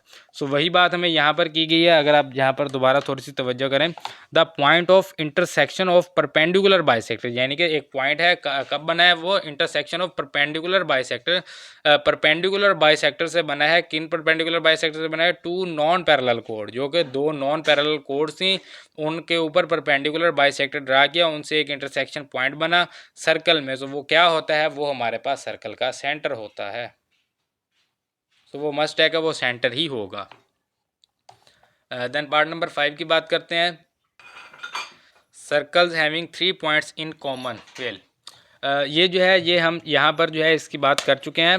पार्ट नंबर 7 को अगर आप देखें, पार्ट नंबर 7 में जो है मैंने आपको डिटेल से बताया था कि एक सर्कल है, उसके ऊपर एक और सर्कल हम ड्रा करेंगे, सो तभी जो है उन तीनों के उसके जो है वो पॉइंट्स, 3 पॉइंट्स जो हैं वो कॉमन हो सकेंगे। अदरवाइज़ अगर आप जो है इस तरह से एक सर्कल ड्रा करें, दूसरा सर्कल आप ऐसा ड्रा करें, तो वो आपके पास सिर्फ 2 पॉइंट ही कॉमन होंगे। एक सर्कल के ऊपर ही अगर आप दूसरा सर्कल ड्रा करेंगे तभी उनके तीनों पॉइंट्स कॉमन होंगे। बेसिकली इसका जो करेक्ट आंसर है वो आता है कंसाइड, कि वो सर्कल जो है वो कॉन्साइड सर्कल है। लेकिन यहाँ पर कॉन्साइड का ऑप्शन नहीं दिया है कि अगर आपकी बुक में कॉन्साइड का ऑप्शन है तो करेक्ट आंसर वही है, लेकिन क्योंकि कॉन्साइड का ऑप्शन नहीं था तो थोड़ा बहुत जो है वो ओवरलैपिंग दी इसकी डेफिनेशन में आता है, तो इसीलिए हमने जो है वो ओवरलैपिंग कह दिया था। लेकिन अब जो है अब हमें कंसाइड जो है हमें कोई ऑप्शन वगैरह नहीं दी गई, हमें सिर्फ ये कहा गया है कि circles having 3 points in common, यानी कि जो सर्कल्स हैं उनके 3 पॉइंट जो है वो कॉमन है। वो सर्कल कौन से होंगे? वो कॉन्साइड सर्कल होंगे, यानी कि एक सर्कल के ऊपर ही दूसरा सर्कल होगा। इसके अलावा जो है वो कोई भी दूसरा चांस नहीं है कि आप सर्कल को, अगर जैसे ये सर्कल है, मैं ऐसे करूँ कि मैं इसके जो सेंटर पॉइंट से अगर मैं यहाँ से एक सर्कल जो है उसको ड्रा कर देता हूँ, सो ये सर्कल का सेंटर पॉइंट है, बाउंड्री नहीं। बाउंड्री कितनी है? 1 पॉइंट, ये 1 पॉइंट, ये 2 पॉइंट पर ही होगा। सो 2 से ज़्यादा पॉइंट को ये टच नहीं कर सकता। तो 2 से ज़्यादा पॉइंट को कब टच करेगा? जब वो सर्कल के ऊपर होगा, यानी दोनों सर्कल कंसाइड होंगे, एक के ऊपर दूसरा होगा। तो वही सर्कल जो है वो हमारे पास उसके जो है वो हमारे पास 3 कॉमन पॉइंट्स होते हैं। देन हमारे पास है जी part number 6, the distance of a point inside the circle from its centre is, कि एक सर्कल है उसके यहाँ पर डिस्टेंस ऑफ अ पॉइंट, एक पॉइंट है, कहाँ पर है जी? इनसाइड द सर्कल, सर्कल के अंदर है। फॉर एग्जांपल जैसे ये सर्कल है, इसको मैं जो है इस सर्कल को जो है वो रिमूव कर देता हूँ। एक ही सर्कल हम यहाँ पर रखेंगे ताकि जो है वो हमें इसको समझने में थोड़ी सी आसानी हो। सो यहाँ पर जो है वो मैं एक सर्कल ड्रा कर लेता हूँ। ये फ़र्ज़ करें कि एक सर्कल है, हमें क्या कहा गया है? Distance of a point inside the circle, यानी कि ये सर्कल का सेंटर है और सर्कल के अंदर एक पॉइंट है, यानी कि चलें हम कह लेते हैं कि ये जो है ये सर्कल के अंदर एक पॉइंट है। सो इस पॉइंट का distance, the distance of a point inside the circle from its centre, इसके सेंटर से ये जो इसका डिस्टेंस है, ये वाला डिस्टेंस, ये कितना होगा? डैश देन रेडियस, तो कितना होगा? ये लेस देन रेडियस होगा, यानी रेडियस से कम होगा, क्योंकि ये सर्कल के अंदर है। रेडियस क्या होता है? सेंटर से लेके बाउंड्री तक, लेकिन ये पॉइंट है बाउंड्री से अंदर है, यानी कि सर्कल के अंदर है। सो ये सेंटर से उस पॉइंट तक जो डिस्टेंस होगा वो रेडियस से कितना है जी? वो रेडियस से कम है, तो हम लिखेंगे less than radius. Next part है जी the distance of a point outside the circle. अब हमें क्या कहा गया है कि आउटसाइड द सर्कल, यानी कि सर्कल के बाहर है, तो हम यहाँ पर एक पॉइंट ले लेते हैं और इसको जो है वो यहाँ से हम इससे सेंटर से मिला देते हैं। सो हमें कहा गया है कि the distance of a point outside the circle. अब जो है वो पॉइंट आउटसाइड द सर्कल है फ्रॉम इट्स सेंटर, उसके सेंटर से जो उसका डिस्टेंस है वो कितना होगा? सो ये आप देख सकते हैं कि उसके रेडियस से कितना है? ग्रेटर है, ज़्यादा है, तो हम लिखेंगे ग्रेटर देन रेडियस। तो ये जो है ये रेडियस से ग्रेटर है, रेडियस से ज़्यादा है। देन पार्ट नंबर 8 है जी a circle has only dash centre. Circle के कितने सेंटर होते हैं? Only dash centre, only 1 centre होता है जी सर्कल का, इसके ज़्यादा सेंटर हो ही नहीं सकते। एक सर्कल है, उस एक ऐसी पॉइंट होता है जिससे उसकी बाउंड्री का हर पॉइंट जो है वो इक्वी डिस्टेंस होता है, उसको हम सर्कल कहते हैं, और उस पॉइंट को जो है वो हम सेंटर कहते हैं। सो वो ओनली 1 पॉइंट ही है, इसके अलावा सर्कल के कोई भी जो है वो सेंटर नहीं होता, एक ही सेंटर होता है एक सर्कल का। देन इसका जी है पार्ट नंबर 9 है जी one and only one circle can be drawn through 3। So ये आपने unit number 9 theorem number 1 very important theorem पढ़ा है, जिसमें आपने ये किया था, प्रूव किया था हमने, one and only one circle can pass through 3 non collinear points. मुझे वो थ्योरम अभी भी याद है, मैंने उसकी वीडियो जो है वो आपको पूरा थ्योरम आपको बताया हुआ है और उसमें जो है वो हमने प्रूव भी किया हुआ है। और अगर आपको इसके प्रूफ चाहिए तो आप वो जो है वो थ्योरम आप कर लें, तो वही थ्योरम ही इसका प्रूव है। So one and only one circle can B draw through 3 non collinear points. Non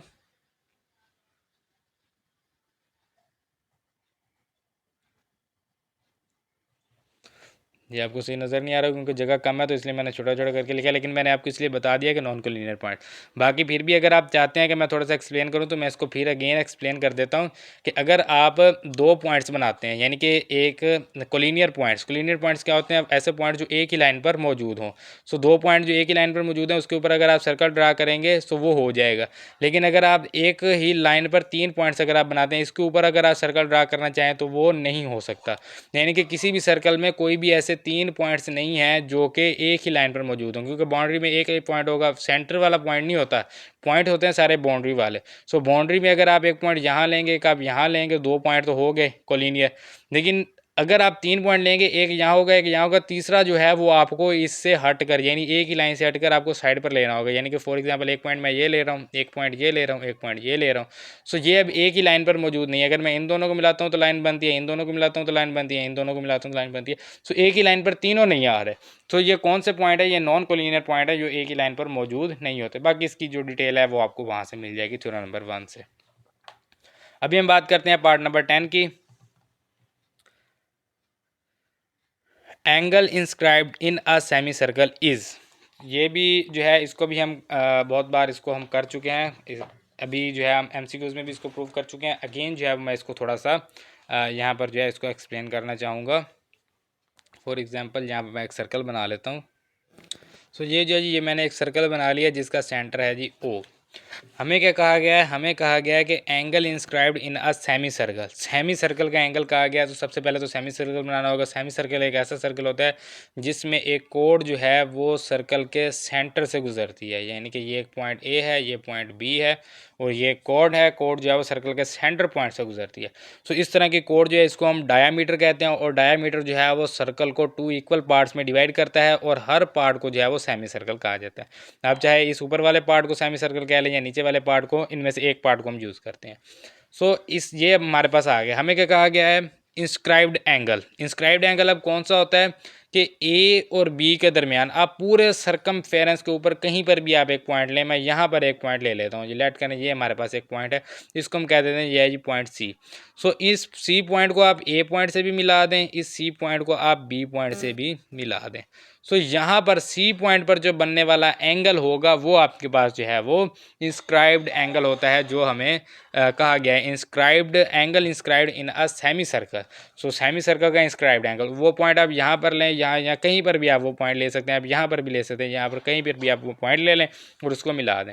सो इस पर एंगल कितना होगा? तो इस पर मैंने आपको बताया हुआ कि ये मस्ट है कि ये 90 डिग्री ही होता है। अगर इसको मैं थोड़ा सा यहाँ पर सीधा करके दिखाऊँ तो ये आप देख सकते हैं कि ये हमारे पास जो है ये, और ये ऊपर स्ट्रेट लाइन है, और ये जो है ये परपेंडिकुलर है। सो परपेंडिकुलर जो है वो मस्ट है कि वो 90 डिग्री होगा। तो इस तरह की जो हमारे पास ट्राइंगल बनती है उसको हम क्या कहते हैं जी? Right angle triangle. So right angle का बेसिकली मतलब ही यही होता है कि 90 डिग्री का एंगल। सो आप यहाँ 90 डिग्री का एंगल लिख सकते हैं, लेकिन ये कुछ सेंटेंस नहीं बनता इज़ आर 90 डिग्री एंगल, क्योंकि जिस तरह का उसने सेंटेंस बताया उस हिसाब से आंसर देना होगा। तो इसको हम कहेंगे right angle, is are right angle. बाकी 90 डिग्री भी वही बात है, लेकिन सेंटेंस के हिसाब से जो है इसका आंसर देना चाहिए। सो ये पार्ट नंबर 10 जो है ये कंप्लीट हो गया है।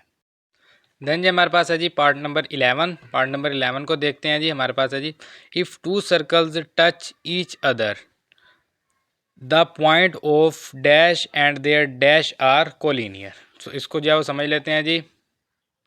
ये हम इसको MCQs यहाँ पर ये आप देख सकते हैं, ये मैं आपको दिखाऊँ। MCQs नंबर 8 अगर आप देखें, if 2 circles touch each other their centres and point of contact are collinear. So यही बात जो है यहाँ पर कही गई है। If 2 circles touch each other the point of, यहाँ पर आएगा जी कॉन्ट्रैक्ट एंड देयर सेंटर्स। अब ये क्यों आया है? अगर आपको इसके जो है वो डिटेल जाननी है तो आप जो है उस MCQs को जो है वो आप पीछे करके देख सकते हैं, MCQs नंबर 8। बाकी जो है मैं यहाँ से इसको दोबारा थोड़ा सा बता देता हूँ कि 2 सर्कल है हमारे पास। एक सर्कल ये है जिसका सेंटर O है, दूसरा सर्कल है ये, इसका सेंटर जो है ये हमारे पास C है। सो अगर ये दोनों टच कर रहे हैं, सो यहाँ पर जो है ये इसका सेंटर और इनको जहाँ से ये टच हो रहे हैं ये पॉइंट, इस पॉइंट को हमने नाम दिया था पॉइंट A का। सो ये OAC, ये जो तीनों पॉइंट हैं ये एक ही लाइन पर मौजूद हैं। सो कोई भी ऐसे पॉइंट्स जो एक ही लाइन पर मौजूद हों वो सब के सब कोलिनियर पॉइंट्स होते हैं। तो इसके 2 सेंटर्स, यानी इन दोनों का सेंटर और पॉइंट ऑफ कॉन्टैक्ट, ये तीनों क्या हैं जी? कोलिनियर हैं। सो वही बात हमने यहाँ पर कही कि 2 सर्कल हैं जो टच कर रहे हैं एक दूसरे को, तो point of contact and their centres जो हैं वो कोलिनियर होंगे हमारे पास। देन जी इसका पार्ट नंबर है जी 12। If two circles touch each other their points of contract and centres are, तो वही बात आ गई, point of contract and centres are, so यही हमारे पास कोलिनियर आ जाएगा जो अभी हमने किया, सेम वही, कुछ भी इसमें डिफरेंस नहीं है। सो यही जो ऊपर वाला जो हमने किया है वही सेम टू सेम वही है, कुछ भी बिल्कुल एक वर्ड का भी डिफरेंस नहीं है, बिल्कुल सेम टू सेम वही आ गया हमारे पास। देन ये जी हमारे पास part number 13, from a point outside the circle dash tangents can be drawn. So ये भी जो है ये हम यहाँ पर आप देख सकते हैं कि part number 14, how many tangents can be drawn from a point outside the circle. तो इसमें जो है वो हम पार्ट नंबर 14 में इसको ऑलरेडी मैं डिटेल के साथ प्रूव कर चुका हूँ। आप जो है इसको दोबारा वहाँ से जाके भी देख सकते हैं। बाकी मैं आपको एक बार फिर बता दूँ कि ये जो है यहाँ पर ये हमारे पास एक सर्कल है जी, इस सर्कल से हमने आउटसाइड यानी दूर एक जो है वो पॉइंट ड्रा किया। तो उस पॉइंट से जो है वो हमने कितने टेंजेंट हमने ड्रा किए, एक टेंजेंट हमने इस साइड पे ड्रा कर दिया, एक टेंजेंट हमने इस साइड पे ड्रा कर दिया। तो बेसिकली दो ही टेंजेंट ड्रा हो सकते थे, तो दोनों हमने कर दिए। इसके अलावा इस पॉइंट से कोई भी टेंजेंट इस सर्कल के ऊपर ड्रा नहीं हो सकता। टेंजेंट कौन सी लाइन होती है, जो सर्कल के किसी भी एक बाहर वाले पॉइंट को टच करके गुजरती है। सो अगर सेंटर से गुजारेंगे तो वो सीकेंट हो जाएगा, वो टेंजेंट नहीं होगा। सो ये जो है ये हमारे पास एक सर्कल है, उसके साइड पर एक पॉइंट है, और वो पॉइंट कितने पॉइंट से टच करके गुजरता है जी, 2 पॉइंट को। सो वही हमारे पास आ गया जी। कितने टेंजेंट्स इसके ऊपर बन सकते हैं जी, 2 टेंजेंट्स जो है वो हम ड्रा कर सकते हैं। तो यहाँ पर हम लिखेंगे जी 2। A tangent is dash to the radius of a circle at its point of contact। सो ये जो है ये परपेंडिकुलर होता है।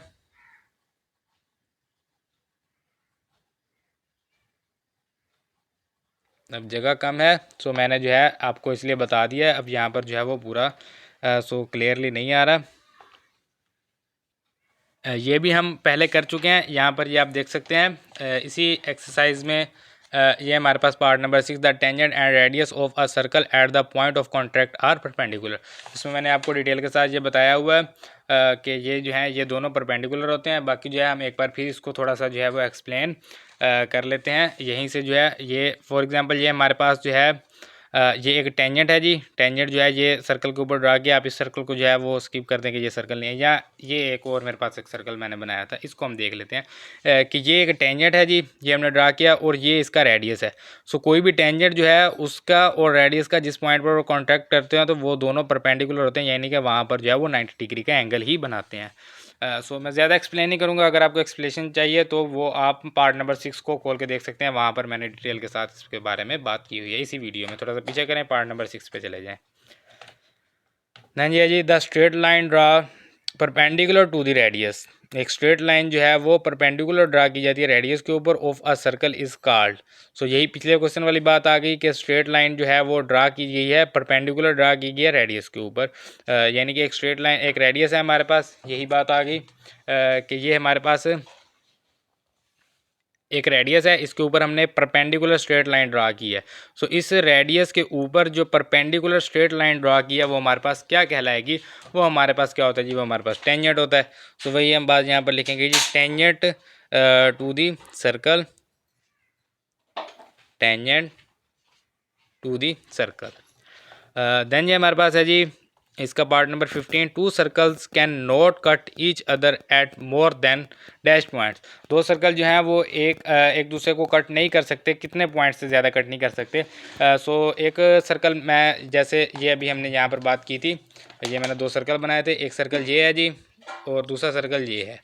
सो ये दोनों एक दूसरे को कितने पॉइंट्स पर कट कर रहे हैं, एक पॉइंट ये है, दूसरा पॉइंट ये है, ये 2 पॉइंट्स पर कट कर रहे हैं। 2 से ज़्यादा पॉइंट नहीं हो सकते, एक सर्कल जो है वो दूसरे सर्कल को 2 से ज़्यादा पॉइंट से कट नहीं कर सकता। तो ऐसा पॉसिबल ही नहीं है कि एक सर्कल जो है वो दूसरे सर्कल को 3 पॉइंट से कट कर दे।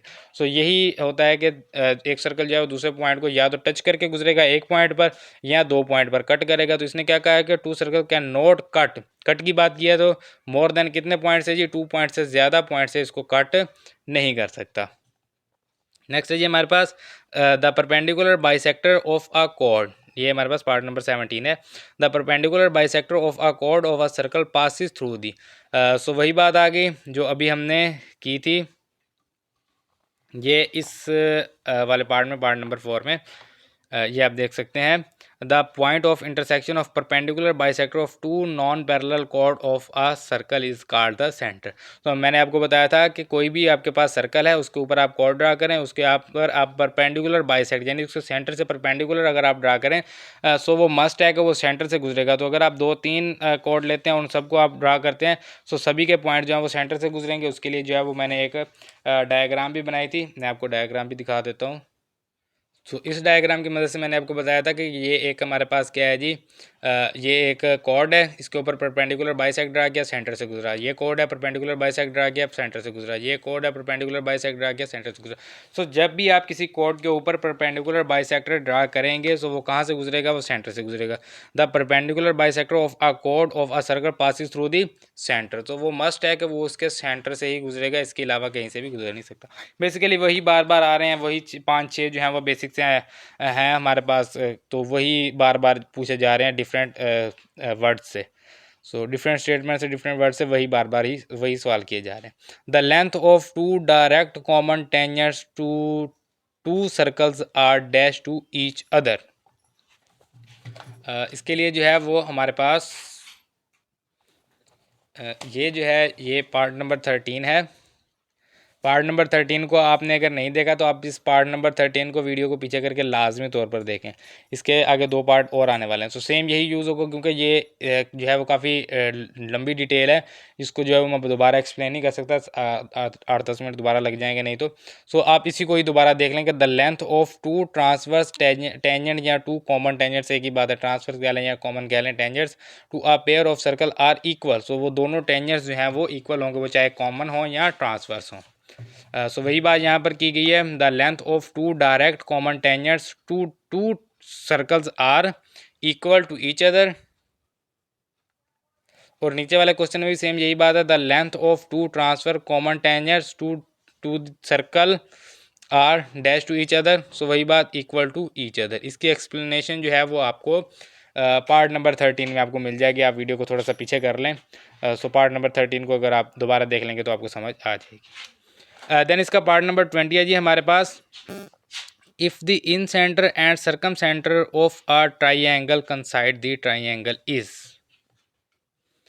इसके लिए जो है ये भी हम ऑलरेडी कर चुके हैं। यहाँ से ये पार्ट नंबर 10, ये बहुत ही लॉन्ग इसका जो है वो एक्सप्लेनेशन है। पार्ट नंबर 10 पे आप चले जाएं। If the in centre and circum centre of a triangle coincide the triangle is, same to same यही बात है, बस यहाँ पर जो है वो ऑप्शन दिए हुए थे, वहाँ पर हमें ऑप्शन नहीं दिए हुए, हमने खुद लिखना है एन इक्विलेटरल। बाकी जो है वो आप पार्ट नंबर 10 पे आप चले जाएं, वीडियो को पीछे करें, पार्ट नंबर 10 पे जाएं, उससे जाके जो है वो आप इसको देख लें कि ये क्या है। सो मैं यहाँ पर लिखने लगा हूँ एन इक्विलेटरल ट्राइएंगल, एन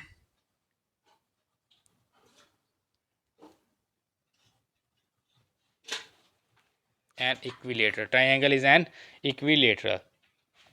तो ये जो है जी ये हमारे पास पार्ट नंबर 20 जो है वो कंप्लीट हो गया तकरीबन। जो है वो जैसे मैंने आपको बताया कि सारे के सारे हमने एमसीक्यूज़ में किए हुए हैं, वही बार बार जो है यहाँ पर पूछे जा रहे हैं। कुछ भी इसमें जो है वो नया नहीं है, सभी के सभी वही आ रहे हैं, कुछ भी कंसेप्ट नया नहीं है। सो मैं आपको इसलिए गाइड करता जा रहा हूँ कि कौन से एमसीक्यूज़ में ये हमने किया, तो आप उस एमसीक्यूज़ को दोबारा देखें और वहाँ से जाके जो है आप इसको दोबारा अगेन जो है वो आप इसको स्टडी कर सकते हैं। देन जी हमारे पास है जी part number 21, two intersecting circles are not. 2 intersecting circle हैं। इंटरसेक्टिंग सर्कल कौन से होते हैं?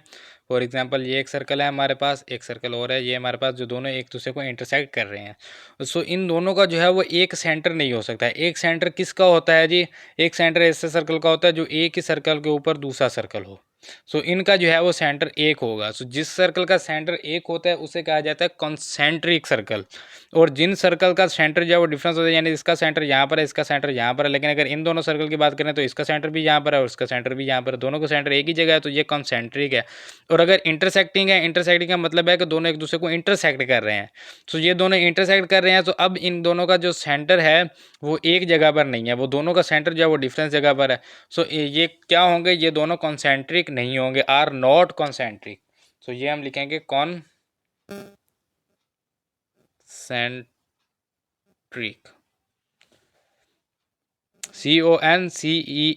CONCENTRIC, concentric. देन ये हमारे पास है जी part number 11, sorry 22 part number 22 the centre of a inscribed circle is called. Inscribed circle क्या होता है? क्वेश्चन नंबर 2 पार्ट नंबर 1 इसका जो है वो हमने डी पार्ट में जो है वो हमने इंस्क्राइब्ड सर्कल के बारे में हमने डिस्कस किया है। उसके सेंटर को हम क्या कहते हैं? उसके सेंटर को कहा जाता है इन सेंटर। इंस्क्राइब्ड सर्कल से सेंटर क्या होगा? इंस्क्राइब्ड सर्कल है तो सेंटर इन सेंटर। इंस्क्राइब्ड सर्कल क्या होता है वो मैंने आपको बताया है कि वो आप क्वेश्चन नंबर 1 में देख लें कि वो क्या होता है। अभी इसको दोबारा एक्सप्लेन नहीं कर सकते, वीडियो ज़्यादा लंबी हो जाएगी। देन जी हमारे पास पार्ट नंबर 23 है जी। The centre of circumscribed circle is called. Circumscribed circle कौन सा होता है?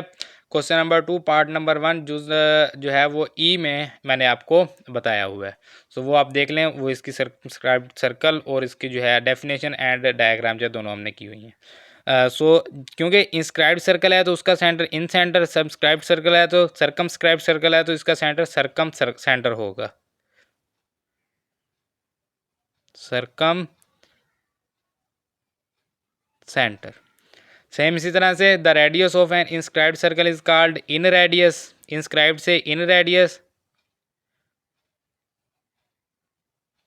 और the radius of circumscribed circle is called circum radius.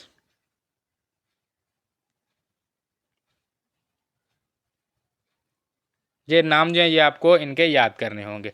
Again आप देख लें, इंस्क्राइब्ड सर्कल का सेंटर इन सेंटर, सर्कमस्क्राइब्ड सर्कल का centre circum centre, inscribed circle का radius inradius, circumscribed circle का रेडियस सर्कम रेडियस।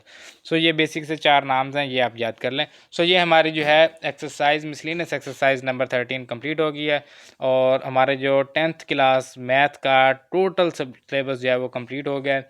दुआ है कि अल्लाह पाक आपको जो है वो इम्तिहानात में, आपके एग्ज़ाम्स में जो है वो अच्छे नंबर्स जो है वो अता करे और आपके जो है आपके लिए आसानियाँ पैदा फरमाए। सो मेरी दुआ आपके साथ है, आप इसकी तैयारी करें। सारा का सारा सिलेबस मैंने इसी चैनल पर जो है वो अपलोड किया हुआ है, उस्मान टीवी फॉर मैथ यही चैनल है जी। इस पर आप जो है वो सारा सिलेबस आप देख सकते हैं जो कुछ ज़रूरी है। इसमें जो है वो फर्स्ट 7 चैप्टर्स हैं। उसके अलावा जो है वो 9th चैप्टर के थ्योरम्स और 9, 10, 11, 12, 13 इन सब की मिसलिनियस एक्सरसाइजेज जो है वो अपलोड हैं और यही आपका सिलेबस है। सिलेबस को अच्छी तरह से करें, 75/75 मार्क्स आएंगे आपके इंशाल्लाह। तो मेरी दुआएं आपके साथ हैं, आप भी अपनी दुआओं में मुझे याद रखिएगा। इंशाल्लाह फिर कभी मुलाकात होगी फर्स्ट ईयर में। सो तब तक अपना ख्याल रखिए, दुआओं में याद रखिए। अल्लाह हाफिज़।